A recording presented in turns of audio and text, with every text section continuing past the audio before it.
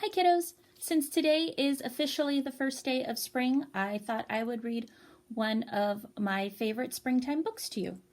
Farfalina and Marcel by Holly Keller. Some of you know this story. For some of you it will be the first time. Farfalina and Marcel.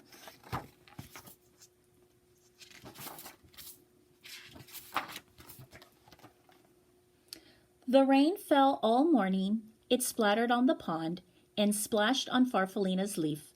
She found a dry spot and ate it.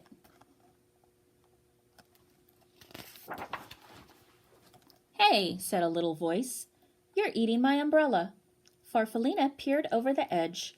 A small gray bird was huddled underneath. Farfalina liked his soft feathers and his gentle eyes. "I'm Farfalina," she said, and she slid down to the ground. "My name is Marcel," said the bird. He liked Farfalina's smile and her pretty colors.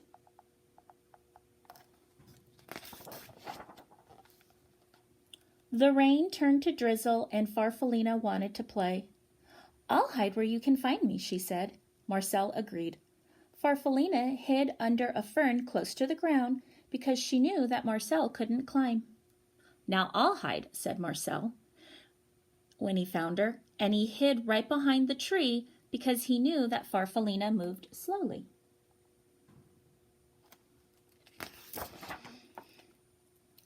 "I can take you for a ride on the pond," said Marcel.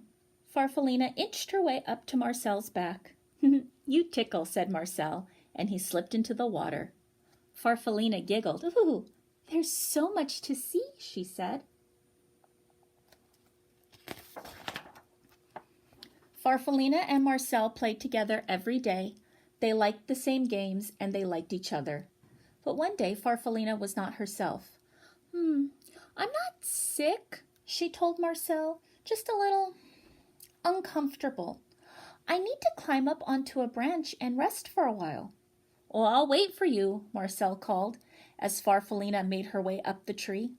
Marcel watched until Farfalina was completely out of sight.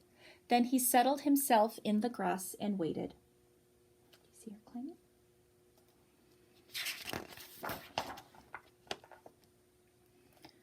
Night came and then morning, but Farfalina didn't come down. Marcel called to her, but she didn't answer. He was very worried and terribly lonely. Weeks went by. The afternoons grew longer and warmer, and Marcel went to the pond. He was growing, and when he looked at his reflection in the water, he hardly recognized himself. See, he looks different now.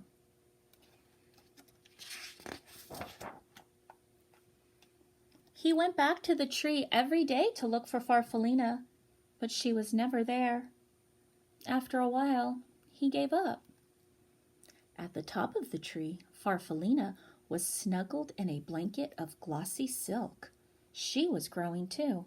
If you look very carefully, you can see, what is that glossy silk called? We have two names for it, cocoon or chrysalis. The sky was blue and clear the morning she was ready to come out and open her beautiful wings. She had no idea how long she had been up in the tree, and she floated down to find Marcel. "Oh, I'll just wait," Farfalina said when she didn't see him, and she sat on a flower.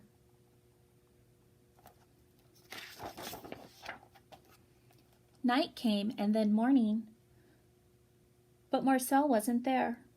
Farfalina was tired and confused.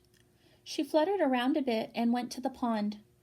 The pond was glossy smooth except for the ripples made by a large, handsome goose who was swimming in solitary circles. Farfalina shivered with disappointment.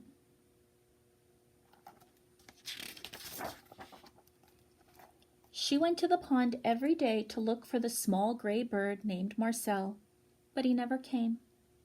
One morning the goose stopped his silent rounds and spoke to her. "You must like it here," he said. Farfalina fluttered a bit. "I've been waiting for a friend," she said sadly, "but I don't think he'll come."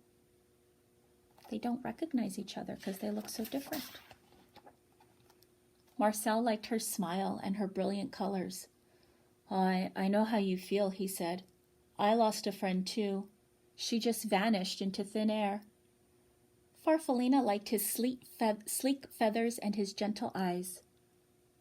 A ride around the pond might cheer you up, Marcel said.